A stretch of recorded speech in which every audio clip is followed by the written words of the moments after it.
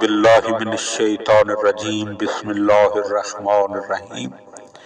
مولا کائنات حضرت امیر المومنین علی ابن ابی طالب علیہ السلام کے مجموعہ کلام نہج البلاغہ کے پہلے باب میں خطبہ نمبر 15 ومن کلام اللہ علیہ السلام فیما روہ علی المسلمین من قطاع عثمان۔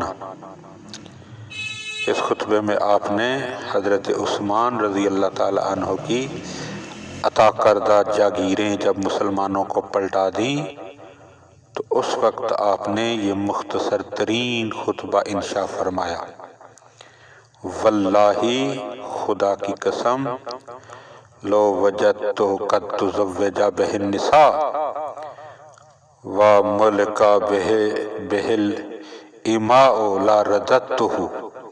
خدا کی قسم اگر مجھے ایسا مال بھی کہیں نظر آیا جو عورتوں کے مہر اور کنیزوں کی خریداری پر صرف کیا جا چکا ہوتا تو اسے بھی میں واپس پلٹاتا۔